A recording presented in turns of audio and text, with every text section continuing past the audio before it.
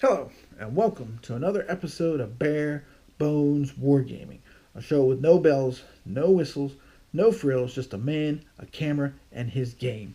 And for this episode, we're doing a continuation of a video I posted earlier covering the 878 Vikings Invasions of England by Academy Games.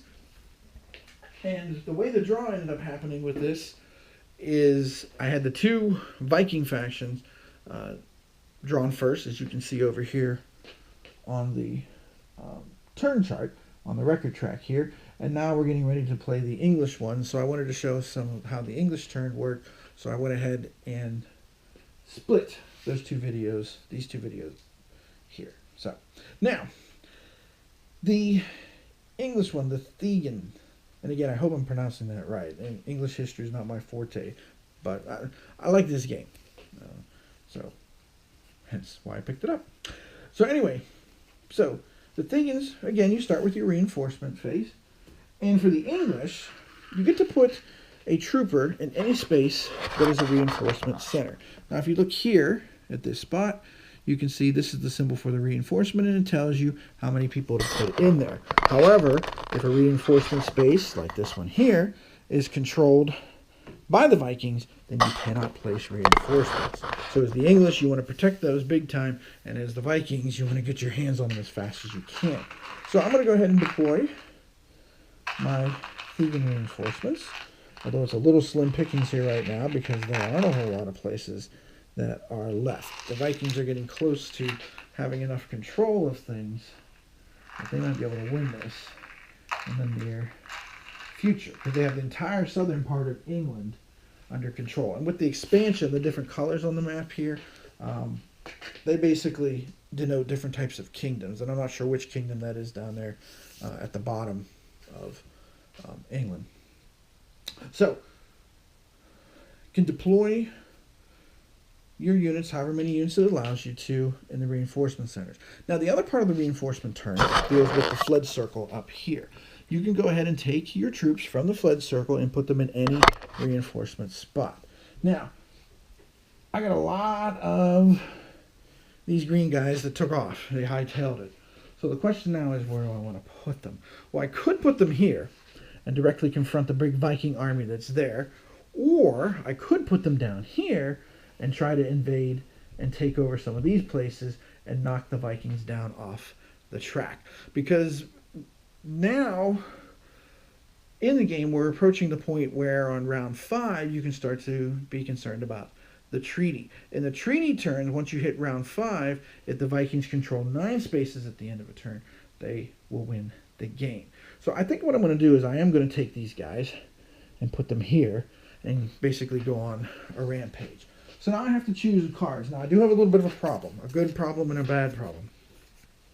The bad problem is I only have one movement card, and it's also the treaty card. Now why is that bad? Basically because when the treaty cards start to come out, if one side has both their treaty cards out, or everybody has their treaty cards out, or one of each side has their treaty cards out, then it's basically game over. So by having this come out, that may start to make things dangerous. And as you can see here again, the symbols, as I mentioned in the last video, you have the number of armies you can move and how many spaces you can move them. Now I also have to decide if I want to play one of these event cards, because one of these event cards here, again, it can be played on the Thegan turn because there's the green stripe that tells you when you can play it. It will let me move them up to 2 extra shires this turn. Now if I had a leader, it would be even better, because then I could keep the leader rolling, but I don't. So the question is, do I want to save that card or use it? This big army I've built up down here, I'm really just thinking about moving them into here. And then I get to move one other army after that. But the problem is I don't have a whole lot of options here right now without leaving some of my reinforcement areas extremely vulnerable. So what I think I will do is I will go ahead and move a large contingent of troops down to here. And then for my other army, which can move 3 spaces, I'm going to go ahead and try to build up strength here by moving them 1, 2, and 3 to prepare to deal with this threat here in the middle of the English position. Now, These cards, whenever they are played, will either go by the side of the board, or if you get the expansion, then they go on this nice treaty board, which you can also purchase as well. So that one will go onto the treaty board here a little bit later. In other words, at the end of the turn. So now that I've moved my armies, and again, notice the difference between last video where the leaders, they can fight and continue to move. When you have leaderless armies, once they're done moving, that's when you do your battles. So this battle here, of course, should be heavily in favor of the Thegans, but we shall see here in a minute. So let's get this battle rolling. Now the defender again always rolls first. I've got 1 Berserker, and I've got 2 Norsemen. Now, I mentioned specifically the 2 Norsemen because technically there are 3 Norse dice. But you can only roll as many as actual troops that you have. So the maximum I can roll is 2 for them. So, go ahead and roll the dice here. Let's see what kind of results we get. And I'll explain them again, just in case if you didn't see the other video that was done here. So again, the dice have different results. They are custom dice. And the battle axes in this particular place mean hits. The horn, basically, is a command one. It allows you to move one of the troops of that particular type to an adjacent friendly controlled space. So they managed to get 2 hits here. But they're going to go ahead and try to hold on to this space. And the reason the Vikings are going to try to make a stand here and hold on to this is because this is a reinforcement center, and a big one too. Housecarl can put 2 units down on that space if they control it at the time of their activation. So the Thegans will strike out here. Oh, bad choice of words on my part, it seems. Strike out is not a good terminology to use. Now, why am I saying that? Because another symbol on the dice is this one here. Let me turn them. That's the fled result, which basically means just what it says. When that happens, your troops are hightailing. So 2 of these guys have decided to take off running for their lives until they can get rallied again, which won't be until next turn at the absolute earliest. Ouch. So that was a bad... Oh, they missed a ran. Look at that. They ran so fast they knocked over one of the Berserkers. That was not good at all. Ouch, ouch, ouch. All right. Now again, battles are fought until their conclusion unless you have command rolls and you pull troops out. So the Vikings, the Berserkers, are ready to make their stand, and of course, not surprisingly, they inflict a hit. The Norsemen, well, they inflict a hit, but one of them also flee too. So the 2 hits are enough to wipe out the Thegans, but it did weaken it a little bit, which is at least something. But the Norsemen, again, just like the Thegans before, they ended up having to flee. So, have to draw a card, and again, you have to have at least 1 movement card in your hand up. But look at this. These are 3 event cards, as you can tell by the little scroll. So what I have to do now is I have to go back, and I have to shuffle my draw pile for the Thegans until I come up with 3 cards, one of which must be a movement card. And I did. I managed to come up, actually I came up with 2 movement cards now. So we are good to go with that, and that's the end of their turn. So now last but not least, we had the Housecarls, who again, reinforcement phase. First thing they'll do is they'll put troops down in reinforcement cities. But again, some of that is really getting thin here. As you can see, I'm not really putting down a whole lot of guys. Basically, I put down 4, and that's it, because that's all they have symbols for here. Now, I could, if I wanted to, I could play this card, which again, can be played during the Housecarl's turn, and I can add 3 units to shires that contain at least 1 Housecarl unit. So I could, if I wanted, I could add them down here and try to come down here and finish this job. Or I could add them elsewhere and prepare to deal with this larger Viking army. I do have these fled guys that are going to come back into this too, and they can end up in a reinforcement city. Decisions. Well, I do think it might be a good idea to try and get this, because if I can get this, I could go this way, I could go this way, and that would give me an opportunity to maybe break things up down here before the next Viking army shows up, which could happen very early next turn. So I will go ahead and take those 3,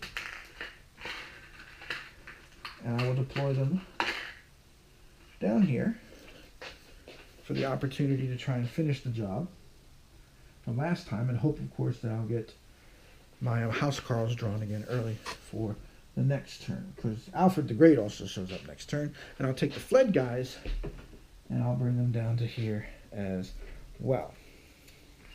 So with that being done, now I'll go ahead and play my movement card. I can move 3 armies up to 2 spaces. Now, in order to move an army, there has to be at least 1 unit of that faction involved there. So I could move armies here, even though the majority of them contain the green faction, or here, because they have at least 1 of the blue faction as part of them. Well, definitely going to move, of my 3 armies, I'm definitely going to move a huge contingent into here. Actually, I'll move most of the house cards, but I also will move 1 of the Thegans, so that way, if I win this battle, and they come up first next time, I can get them moving around. I hate to waste any moves with armies, but I'm trying to think here. I can move 2 spaces, so I could take a gamble, and I could move some of these guys from here and start to send them southward, and maybe take advantage of this. Let's try that. So we'll go 1, 2 into there. That's the second army, and I can move 1 more if I wish. Now I could mobilize this army over here in this space, and I could march them 1, 2 into here and try to take down the horsemen there. But again, it would leave one of my reinforcement centers potentially vulnerable.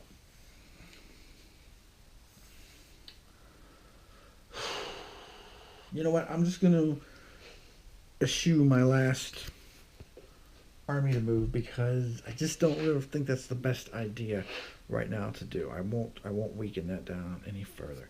All right, so again, the defender always gets to roll first. So the Berserkers and the Norsemen, they managed to inflict 1 hit in the battle with their first roll of the dice. And now the Housecarls and the Thegans will strike themselves.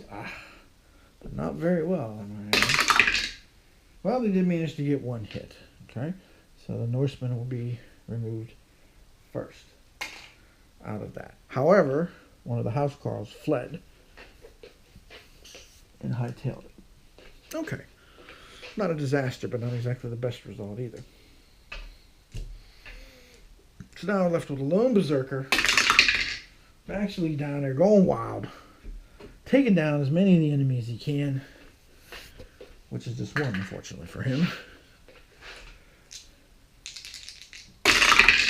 Up. But the Housecarls were able to slash out, take down the last Berserker, and recapture the territory. And again, when that happens, you just take the Viking control marker and you place it back on track, filling up that space. So now we've reached the end of the complete round. Now, the only victory conditions, because this is round 4, and once you start with round 5, you can start to look at treaty possibilities here, but the only victory conditions are either 14 or none, and clearly we don't have that because right now the Vikings control 6.